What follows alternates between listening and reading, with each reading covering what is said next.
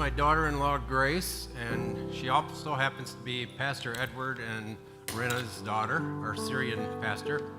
And for those of you who don't know it, Pastor Edward and his wife Rena stayed in Syria during the worst of the Civil War, and a shell actually hit their home when they were inside of it. And the explosion was directed outward instead of inward, which would have ended up taking their lives. After that happened, a friend of mine said, "That's God telling them to get out of Syria." And Mrs. Awabde, Grace's mom, said, "No, that's God showing us we need to stay here." So, Grace, sorry for that. Why don't you bring a welcome from Syria this morning and read the passage for us? Yeah, I bring a greeting from the church in Damascus. The security situation recently has improved tremendously, and the church is thriving, even though a lot of people have left. Christians particularly have left the country, but the church is still full because of God's blessing. And I know that New Hope, you guys pray for them regularly, and I just thank you for that. Thanks, Grace. We're going to read Genesis 23 today. Grace is going to read it for us. It's an interesting story about a real estate transaction. Sarah lived to be 127 years old. She died at Kiriath Arba, that is Hebron, in the land of Canaan. And Abraham went to mourn for Sarah and to weep over her. Then Abraham rose from beside his dead wife and spoke to the Hittites. He said, "I am an alien and a stranger among you. Sell me some property for a burial site here so I can bury my dead." The Hittites replied to Abraham, "Sir, listen to us. You are a mighty prince among us. Bury your dead in the choicest of our tombs. None of us will refuse you his tomb for burying your dead." Then Abraham rose and bowed down before the people of the land, the Hittites. He said to them, "If you are willing to let me bury my dead, then listen to me and intercede with Ephron, son of Zohar, on my behalf. So he will sell me the cave of Machpelah, which belongs to him and is at the end of his field. Ask him to sell it to me for the full price as a burial site among you." Ephron the Hittite was sitting among his people, and he replied to Abraham in the hearing of all the Hittites who had come to the gate of his city. "No, my lord," he said, "listen to me. I give you the field, and I give you the cave that is in it. I give it to you in the presence of my people. Bury your dead." Again, Abraham bowed down before the people of the land and said to Ephron in their hearing, "Listen to me, if you will. I will pay the price of the field. Accept it from me so I can bury my dead there." Ephron answered Abraham, "Listen to me, my lord. The land is worth 400 shekels of silver. But what is that between me and you? Bury your dead." Abraham agreed to Ephron's terms and weighed out for him the price he had named in the hearing of the Hittites, 400 shekels of silver, according to the weight current among the merchants. So Ephron's field in Machpelah near Mamre, both the field and the cave in it, and all the trees within the borders of the field, was deeded to Abraham as his property in the presence of the Hittites who had come to the gates of the city. Afterward, Abraham buried his wife Sarah in the cave in the field of Machpelah near Mamre, which is at Hebron, in the land of Canaan. So the field and the cave in it were deeded to Abraham by the Hittites as a burial site.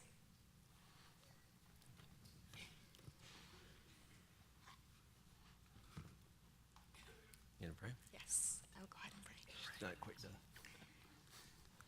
Dear God, I pray for your presence with us here this morning. I pray for your blessing on Bob as you speak through him. And I pray that you open up all of our hearts and minds to receive your message. In your name we pray. Amen. Amen. Thanks, Grace.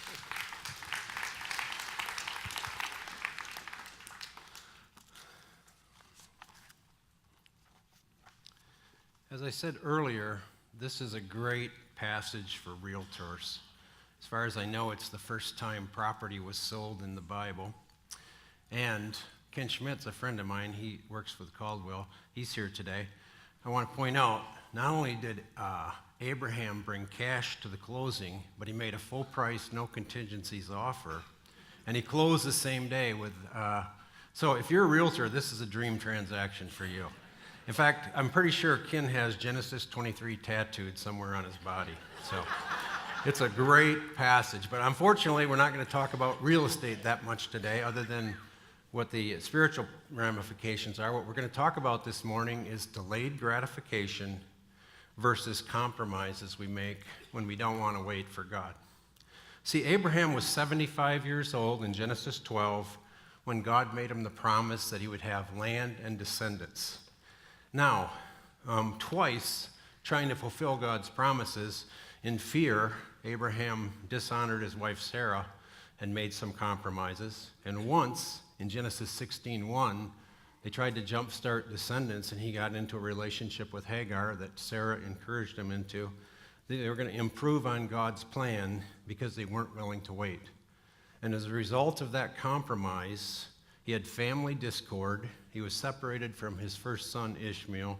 He had marriage discord, and he had fractured relationships. When we compromise, we can pay a heavy price when we're not willing to wait on the Lord.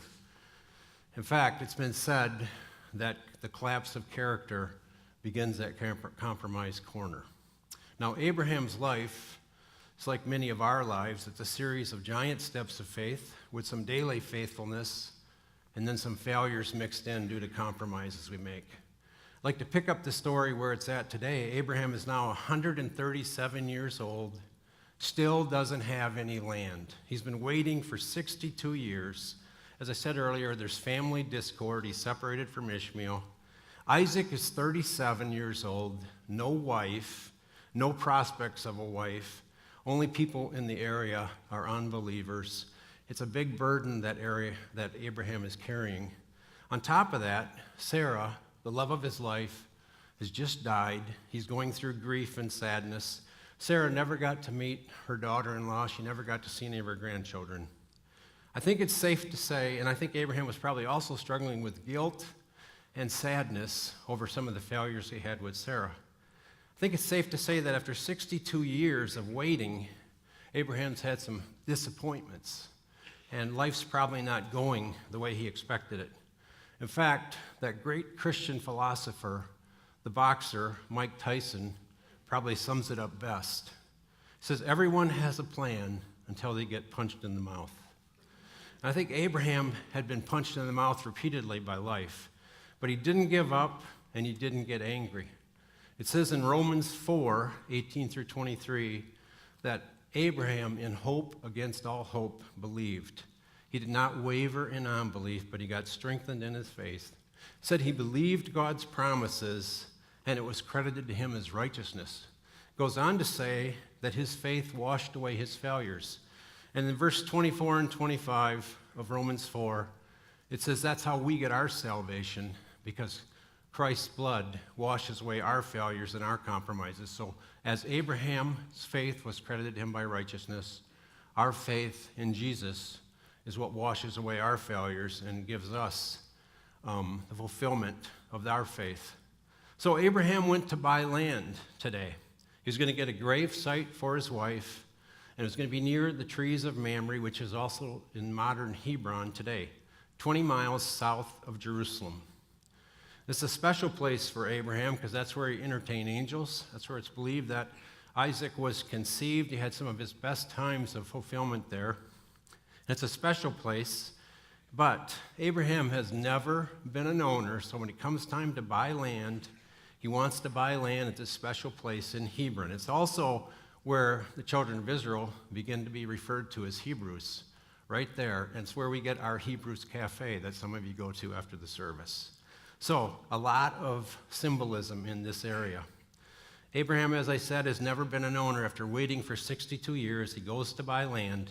He goes to the Hittites. He wants to buy some property for his wife, and they offer it to him for free. They offer him a chance to make yet another compromise. It would be easy, inexpensive, no hassle. To use the famous political quote, what difference would it make, right? But God told Abraham the promise was to own land and have descendants.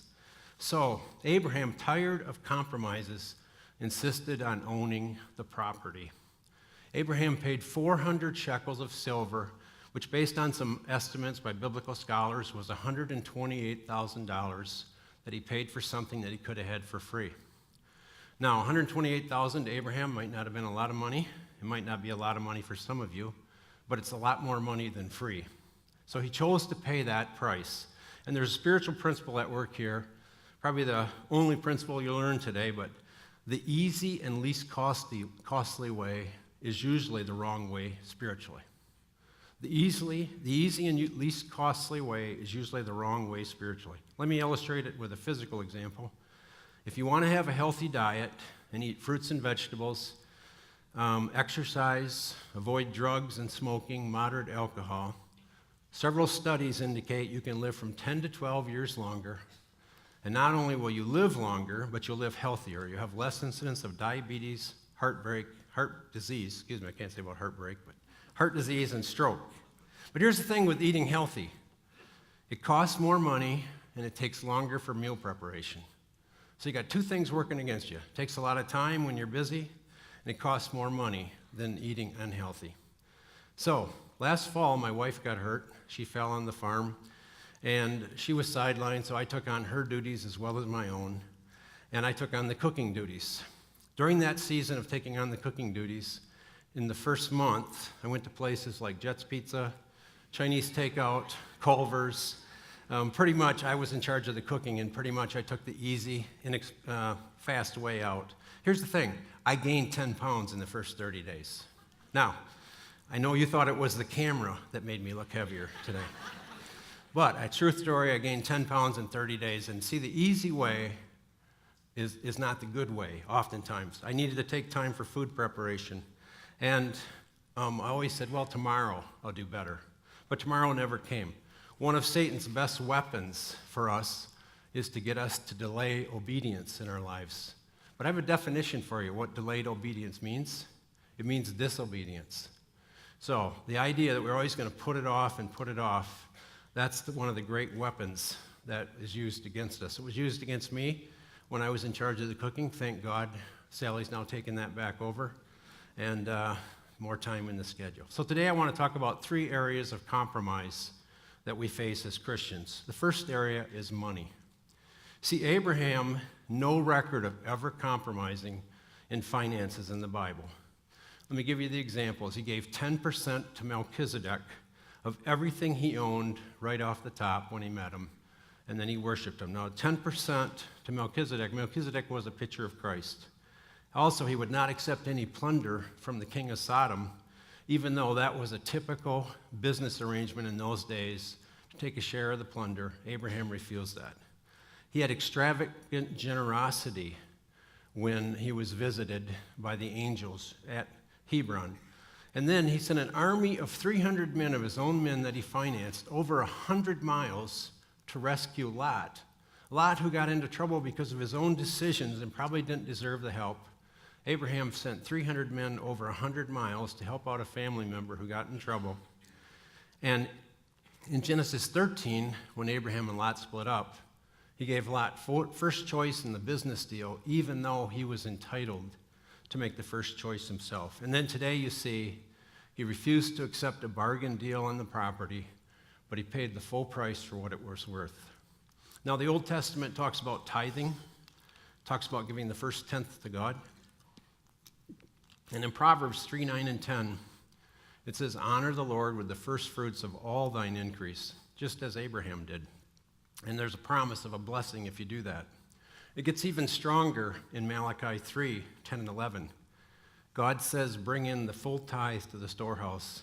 Don't rob God, he says. God says, test me in this. Now, this is the only place in the Bible where you're ever encouraged to test God about his promise and his faithfulness is right here in Malachi. He says, test me. It's like God is saying to you, I double dog dare you to try this and test me and put your confidence in me. See, God desperately wants to bless you and me, but he wants us to trust him. And he knows one of the hardest things we can trust with is money, because money is typically what fights for our trust. That's why Jesus says you can't serve both God and money, because you're going to put your trust in one or the other. Now, according to study after study, the average Christian gives 2.5% to 3% of their income. It's as if we're back in Abraham's day and we're given the choice. You can pay full price for it, or you can have it for free. And unfortunately, sometimes we're taking it for free. But Abraham refused that deal. and you should too. And why? Because God has a better deal for you than free. God wants to bless you, and the world's deal is instant gratification. Here's the world's deal. Consume today, pay for the rest of your life. It's whether you're buying car, furniture, boat, whatever. Everything is the same thing. No payments today, but pay for it later. The world wants to enslave you and make you desperately dependent, trapped. I'm going to illustrate this principle with a friend of mine now to come up.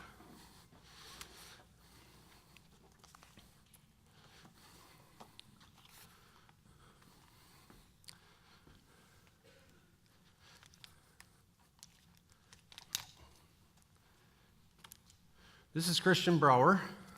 He worked for me on the farm until I got busted for violating child labor laws. Christian has a distinction of not only being my friend, but he's going to turn 11 shortly, correct? Correct. So, for Christian's birthday, and maybe to make up for some past wages, Sally and I are giving Christian a gift today, and it's $127 of cash. Had to dig deep for this. I had to dig through my truck console and everywhere, Christian. So there it is, 127 bucks. Thank you. Now, what are you going to do with that? I'm going to tithe 10% to the Lord off the top. Really? Really? So 10%. Yeah, can we have an usher come forward, please? Now, 10% would be around $13 if we round up, right? Yes. It's always a good idea to round up with God? Yes. Because you can't outgive God, right? Yes. Okay, so, Rich, can you come up here? Wow, that's great, Rich. This is Rich Duell. Just so you guys know, Rich is always serving. He's serving as head usher today, but he also volunteers and heads our New Hope's efforts at the local homeless shelter, Safe Harbor. This is one of those guys, you see him around, but he never says too much, so today, his day in the sun. So, Rich? Okay. So you're going to give Rich 13 bucks? 10 and 3 ones would be good.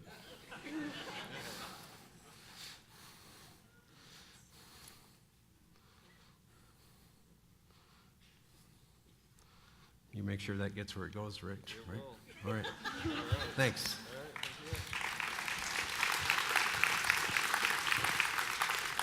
Now, Christian, what are you going to do with the rest of the money? Are you going to buy candy? No. Video games? No. Use it to buy a new car? No. Buy your first house? No. Okay, so what do you want to do with the money? I'm going to plant a tamarisk tree. A tamarisk tree. Okay, for those of you who come here, you probably remember a month ago, Pastor Dave had Pastor Craig, sorry, Craig. By the way, I'm supposed to greet you all from Craig today. Sorry for that too, Craig. He's watching live. He says he loves you and he's praying for you. So, and Bel Air's here. God bless you, Bel Air. So, all right. So, here's the thing about a tamarisk tree. As you learned in church a month ago, it takes 400 years to reach maturity. And somebody who plants a tamarisk tree doesn't do it for themselves. They do it for future generations. So Christian, in choosing to plant a tamarisk tree this morning, is choosing to embrace delayed gratification.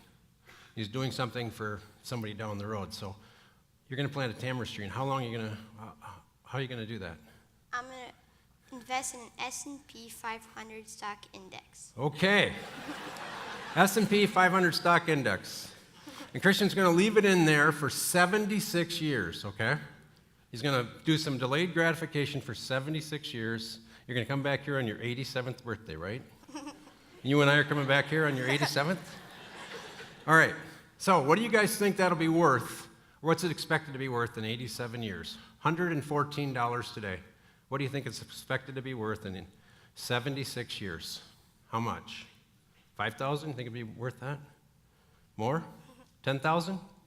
I don't know. 50,000? 100,000? A $250,000? What do you think?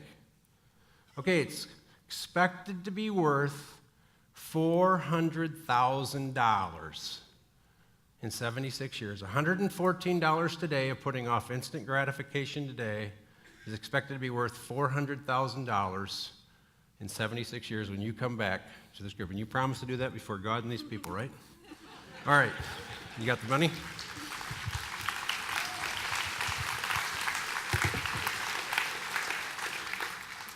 Now, You may wonder why 11 years old and why 76 years. I'm glad you wondered that. Turns out a guy that you've all probably heard of named Warren Buffett, when he was 11 years old, coincidentally invested $114 in the stock market. And Warren Buffett's the one that says it should be worth $400,000 76 years from now. And the reason is because Warren Buffett just turned 87 years old. And do you know how much Warren Buffett was worth when I checked this week? Best estimate was $84 billion. Because he started practicing delayed gratification at the age of 11. Christian was turning 11, so I thought he was a great one. Plus, I owed him some money anyway. So I thought it was a good deal.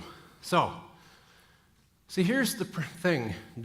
Here's what delayed gratification is defined at.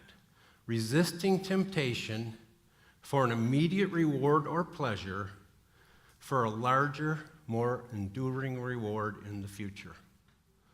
Resisting temptation for an immediate reward or pleasure today for a larger, more enduring reward in the future. See, Abraham understood that principle.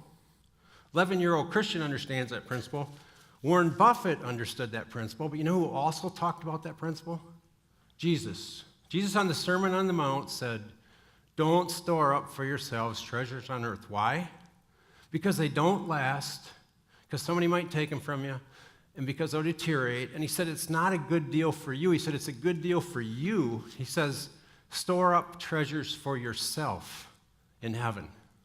See, we always think, well, giving that money away, it's a loser deal, but it's not. Jesus said, store it up for yourself. Now, lost my notes here, sorry. Jesus in Luke 6:38 also said, give and it shall be given to you. So today, each one of us has the same choice that Abraham. We can get it for free or we can pay for it. See, if you keep your eye on the promise, let me ask you, what's free land versus 128,000 with descendants? Abraham kept his focus on God's promises, not on the cost. Too often we look at the cost and not the promise. Jesus gave us a secret. So I'm going to tell you what Christian understands, what Abraham understood, what Jesus is teaching, that God's blessing plus 90% is always more than 100%. That's the deal. God's blessing plus 90% is always more than 100%. The second area where I think we sometimes compromise is in the area of keeping our space or keeping a holy place. See, the Hittites offered to share space with Abraham. But Abraham wanted a place for believers. He didn't want a place for non-believers. And he wanted to control the neighborhood for future generations. See, it wasn't just Sarah who was going to be buried here. In 38 years later from this date, Abraham's coming back here with his body, and Isaac and Ishmael are burying him after he passes. Then in 143 years, Isaac is coming back, and Jacob and Esau bring him and bury him here. Then, at the end of the book of Genesis, which we'll get to in a few months, you'll see that Jacob comes back in his body, and he's taken here by Joseph and his 11 brothers. They travel all the way from Egypt back to this land. And then, 400 years after captivity, the same length of time it takes for a tamarisk tree to get fully mature, Joseph's bones come back with the children of Israel in descendants that are estimated to be 2 million people. 2 million people bring back Joseph's bones to this spot to make sure he's buried here in this land. Now let me ask you, when God promised Abraham descendants, after the tamarisk tree was fully grown, he came back with 2 million people. Is God a promise-keeping God? I'd say he is. God is a promise-keeping God. Abraham chose to pitch his tents away from Sodom. And Lot chose to move towards Sodom, okay? Those are the two choices we saw in Genesis 13. It says in Genesis 13:13 that Sodom was a very wicked place. Now, Abraham chose to keep separate from that. He chose to keep separate space, but the Hittites said he was respected as a prince by them. Lot, on the other hand, moved towards Sodom, until he finally moved into the city, and it ended up having disastrous consequences for him. Lost his witness. He probably went there with a group of several hundred people. He ended up losing his wife. He came out of it just with his daughters, and they were messed up, all because he moved towards a worldly influence. Abraham, on the other hand, made that choice to not bring the worldly influence into his space. Now, Sodom personified instant gratification. Pleasure now, pleasure today, pleasure all the time. Sodom was the fun place. It was cool people. It's where the action was. But they did not practice delayed gratification there. They wanted instant pleasure. The Bible says in 2 Peter 2:7 that Lot was a righteous man whose soul was vexed or tormented by the evil he saw around him in Sodom. And yet, in spite of that, Lot was unable to move away from that environment. He was trapped in that environment because he kept making compromises. And in many ways, Lot was no different than us. See, Barna research says that self-identified Christians have similar rates of pornography use, divorce, premarital sex, and that there's a lack of a distinctive moral code amongst Christians in their culture. So, just like Lot, we have worldly influence coming into our life. The world is pushing its agenda through TV, cable, schools, universities, internet, music, etc. So we all have the same choice that Lot and Abraham chose. You can choose to give up control of your environment like Lot did, and you saw the disastrous outcome that had for him. Or you can choose to do what Abraham did and reserve a holy place, a special place for yourself. Now, the Hittites offered to share space for free. That was a pretty good deal. And Abraham said, no, thank you. Politely. They still liked him. He wasn't a wacko. He was regarded as a prince by them. Proverbs 5:7 talks about the process of getting into an affair. And it's all a result of intentionally going into the wrong neighborhood, moving in the wrong direction. So let me ask you today, are you sharing space in areas where you shouldn't be? See, that whole thing in Proverbs 5 and 7 is a good wake-up call. If you're chatting up somebody that shouldn't be, if you're reaching out to an old flame on the internet, whatever you might be doing, eventual outcome, and this is what the end of chapter 7 says. It says, like an ox going to the slaughter, like a deer stepping into a noose, until an arrow pierces its liver, like a bird darting into a snare, little knowing it will cost him his life. All the result of moving into the wrong neighborhood or giving the world space in your mind. See, the battle for us as Christians is in our mind. What are you giving space in your mind? Are you going to share holy things with unholy things in your mind? That's the battlefield, is where we're going to save space in our mind for what are we going to fill it with, holy things or unholy. Abraham made a decision he was not going to mix the holy with the unholy. Lot made the decision he was going to go ahead and compromise. The book of James said a double-minded person is unstable in all their ways. Maybe that's why the world has a low opinion of Christians, because they see us as being double-minded. It says in Romans 12:2, once again in the mind, don't be conformed to the pattern of this world, but be transformed by the renewing of your mind, so you'll know and understand what the perfect will of God is. So once again, the battle is in the mind, and what are you going to be conformed to the world or transformed through the Word? Now, here's several areas where the world wants to share space with you in your mind. First one I want to talk about is pornography. Second reason I had Christian come up here today is because the average age that a child in America sees pornography is when they're 11 years old.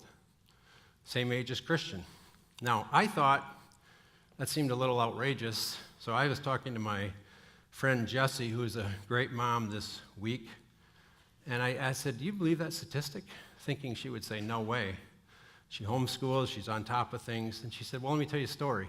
My 9-year-old son was looking at the iPad in his bedroom and was looking at superheroes. Next thing I know, he was involved in full-on looking at pornography. It's so available and so easy to get involved in that she said, I have no trouble believing that the average age is 11. See, Hittites offered to share space for free.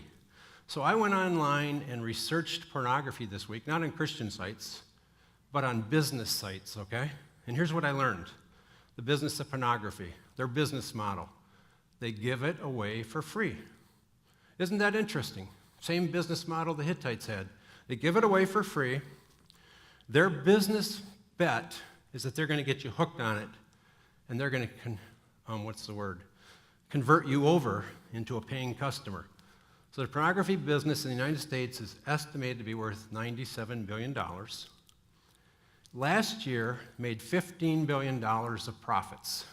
That's more than the NFL, Major League Baseball, and the NBA made together, combined.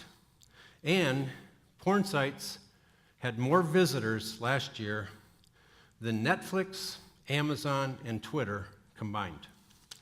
All because it was a good deal and they were given away for free. And it's turned out to be a great business deal, but a very bad influence on people. So here's the effects of pornography use. Hurts marriages. Studies show divorce rates double when people are actively using pornography. It's known to destroy intimacy. By the way, I got these information from psychology sites. I stayed away from Christian sites for this message as much as I could. It's supposed to be a joke. Okay. Destroys intimacy, creates isolation, creates feelings of shame, makes people feel like they're hypocrites. And here it triggers an addiction cycle in the brain. People agree with that it changes the way the brain's wired and finally leads to escalation in behavior. It's progressive, meaning you have to go further and further into it to end up getting the thrill. So if you're using pornography and you're hooked, you need to realize where the battle place is. The battle place is in the mind. You can't will yourself to change until you quit sharing space. And what I've done, because I've struggled in that area, is I pray scripture like the Lord's Prayer. Lead me not into temptation, but deliver me from evil. Quote, and I've got help. I have some pastors that hold me accountable. And if you don't want to talk to another person about it, you can enroll in a subscription service called Covenant Eyes, which will send a report of everywhere you've been to the internet to a trusted friend. I don't advise using a spouse. I don't think it's great for spouses to be accountability partners. But you can find somebody you trust, and you can have everywhere you've been online sent to somebody in a report every month. It costs about as much as what it costs to join Netflix. But you can join Covenant Eyes and be held accountable. And once again, you have to pay up to do the right thing. Spiritual principle. So, the battlefield is in the mind. Social media. Now, this one may step on some toes, but here's the deal. I researched this from the Pew Research Center. They're an empirical, neutral site, and here's their mission: to understand life's most challenging problems. So, once again, interesting thing. These are things that are given away for free. Something called Facebook, if you've ever heard about that, and something called Instagram. So you can use those two services for free. This is what the Pew Research Center says about Facebook. They have a new condition. It's called Facebook envy. Here's what it's this is Facebook envy. A painful feeling you get when you come across your friends on Facebook and realize that their lives are much more interesting, joyful, and worthwhile than yours. And that's called Facebook envy. It says, according to the Pew Research Center, that 1 in 3 people feel worse and more disappointed with their lives after surfing Facebook. And it says that teens who use Facebook and Instagram substantially spend less than half the time with their friends they used to spend socializing. And the rate of depression for teens is 2 times higher. Again, all statistics from the Pew Research Center. Now, isn't it ironic that something that was meant to bring us together, in some cases actually disconnects us? And then they have another thing they talk about. It leads to the envy spiral. See, I go online and I read your post, and I feel bad that your post looks better than mine. So I start making up stuff about my life to make you guys think I'm having a great life. And then you see my life is better than yours, so you go online and we create a better post about your own life. Now, my wife and I traveled through Europe a few years ago. True story. And every day when we got back to the hotel room, the couple we were with went up to their room, spent 2 or 3 hours updating their Facebook thing. I was like, are you kidding me? You're in Europe, you're in Switzerland, you're in Germany, and you want to be in your room updating your Facebook? It didn't even make sense to me, but that was their most important thing. See, I'll be in confession time now. I have never been on Facebook or Instagram, but I am prone to the sin of comparison, to looking at what other people have or do. And sometimes when I do that, when I indulge in the sin of comparison, it makes me feel unhappy and ungrateful, makes me sour, makes me a miserable person to be around. So what I found when I start to indulge in the sin of comparison, I have to get out of that neighborhood, and I have to get into a better neighborhood, and I have to start being grateful and bring things to the Lord that I'm thankful for, and ask the Lord for a light spirit. See, I can't handle comparing myself to other people. It's not a good place for me to be, and probably not a good place for you to go either. See, God's made each one of us unique and different and given us different gifts and abilities. And he wants us to be joyful and be happy. We're children of the King, children of the Most High God. It isn't a question of having more than the next guy or doing this better or whatever. It's a question of celebrating who God's made you. According to a study in the Washington Post, teens are spending 9 hours a day consuming media. That's teenagers. Unlike music, online music, videos, social media. And then for kids 8 to 12, they're spending an average of 6 hours a day on media. It's kind of amazing. Here's the thing, they don't know what all the results are yet, because it's kind of a new phenomenon, but they do know for sure that obesity rates are up, and that socialization rates are down, and that in some cases, indications that's having a bad impact on people's faith walk. So, here's what I have to do when I'm in the wrong neighborhood. I have to make an intentional movement to get in the right neighborhood, and here's what I have to do is I have to spend some time in prayer, bringing things to the Lord, spend time in his word, looking at God's promises, restore my vision. I have to do fellowship. I have a men's group I go to every Thursday morning. Can let my craziness out. Those guys can tell me I'm an idiot, and it's okay. And we can wash one another's feet and share struggles we're having, and then I like to come to church. And so often, God refreshes my visions when I get back together with my family here in worship time, and God does business. See, I'm one of those guys, if you've ever sung the hymn, Come Thou Fount of Every Blessing, if you know that hymn, when it says, prone to wander, Lord, that's me. I'm prone to wander towards the things in life, like Lot was, but I have to be intentional, like Abraham was, and create a space in my life. Now, here's the third area of compromise I want to talk to you about this morning. Your faith meter or your faith life or where you're at. What are you believing God for specifically? See, New Testament only records a couple examples of when Jesus was impressed. He wasn't impressed by how much people spent praying or how good they were. In fact, had special disdain for the Pharisees, who were the goody two-shoes. But who do you think Jesus was impressed by? Only ever records him being impressed by people who exercised their faith. What's Abraham known for? For trusting God, for land and descendants, and hope against all hope, believing. See, what's your God-given dream this morning that you've been trusting God for? What's that thing, that special, unique thing? I can tell you what one of my God-given dreams is. It's that the company I started 22 years ago, Jordan Exploration, would be a river of blessing to many people and nations. Now, after starting the company 22 years ago, we're still struggling. In the last 18 months, we only drilled one well.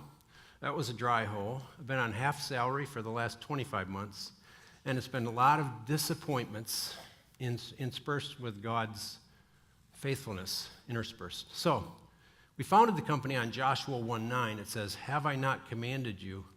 Be strong and courageous. Do not be afraid. Do not be discouraged. Do not, for the Lord your God be with you wherever you go." And I pray that verse frequently. Many times I've wanted to quit and give up on that dream. That company would be a river of blessing. And I don't understand God's timing. Many times I get tempted towards discouragement. I remember how ironic it is. We started the company, named it Jordan because of Joshua 1:9, crossing over the Jordan. Remember how ironic it is that I'm prone towards this discouragement and wanting to quit on this God-given dream because I'm impatient for God to move the way I want him to move. And I'm reminded of Proverbs 24:16 when it says, though the righteous man falls or woman falls 7 times, they get up again, but the wicked stumble when one calamity strikes. And I know that I'm not supposed to get discouraged in spite of disappointments. So I'm still waiting on the Lord. So what do? I encourage myself by scriptural promises. I pray those. And I love the stories in the Bible of people who waited. I think of Moses. He waited 40 years in the desert. I think of Joseph. He waited 13 years. He was sold into slavery and then put into prison. He was lied about. I think of young David, the king, who was anointed probably around the age of 12, had to wait 18 years before he became king. And twice he had the chance to compromise and take Saul's life and end it right then, but he didn't do that. He wouldn't compromise. See, when God has us waiting, it's not meant to frustrate us. It's meant to prepare us. And in Genesis 50:20, Joseph says, you meant it for evil, but God meant it for good. That's God's plan. He wants to prepare you. And waiting requires absolute trust in God and in his promises. So we walk by faith, not by sight, the New Testament says. So our challenge is to stay faithful daily during the waiting. And finally, choose the rewards of delayed gratification over today's pleasure. So I just want to read you one section of scripture here from Hebrews 11.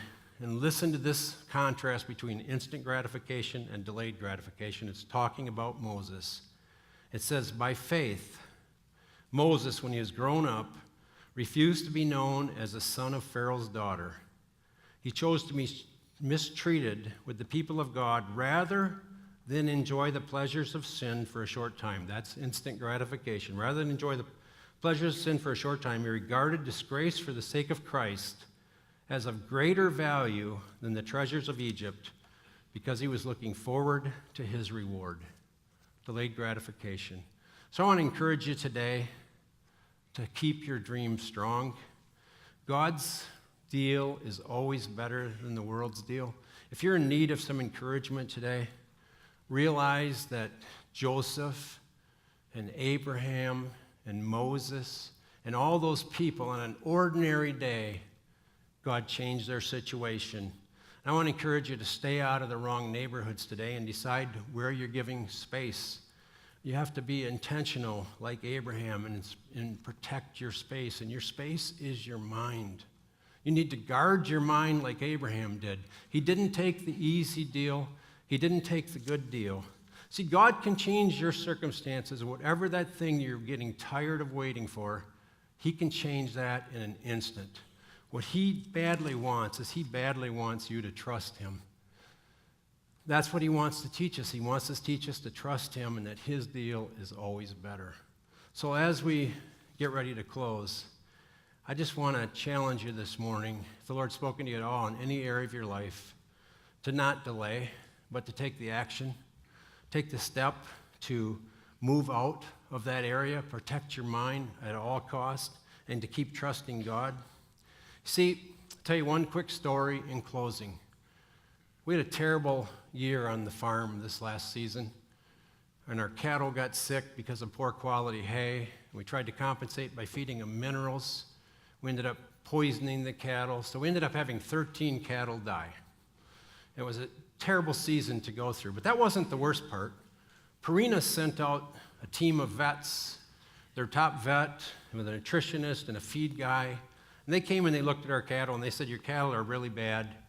This spring you're going to have a lot of dead calves. You're going to have weak calves. You're going to have cows die when they're giving birth. You're going to have all kinds of problems this spring. And the experts said the situation was hopeless. So here's the deal. Jen Brower, who works with me on the farm when we're gone, she heard what the people from Purina said. I talked to the people from Purina. These are the top experts on cattle health in the nation. They were telling us how bad it was going to be. Both Jen and I said, we're not accepting that. We're not believing that. We don't care what the experts say. we're believing God on this one. So I've had, as of this morning, had a calf last night. We've had 67 calves. It's been the best year ever for calving.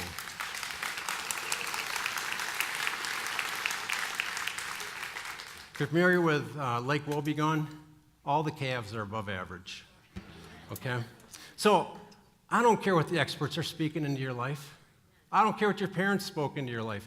I don't care how difficult you think the situation is. No difficult is too difficult for God. No situation is too hard for him. God can make a lady like Sarah give birth. He can give Abraham land, and after so many years, 2 million people come back. That's the kind of God you serve. That's the reason it's important to stay faithful daily, to keep your faith quotient strong. If you guys want to just stand, we're going to close. But I want to encourage you this morning. If you want to come forward to the altar to pray during the closer, nobody's going to talk to you. Nobody's going to ask you why you're coming forward. I'm encouraging you to move into holy ground with your minds. And if you got a dream that you were given up on, if you got a dream the Lord gave you that your faith is low, come forward, get your faith meter refreshed. Get your faith refreshed and believe in the promises of God. God desperately wants to bless you. All he's asking for is that you trust him. Just trust him for today. Keep your faith strong. God bless you. Thanks.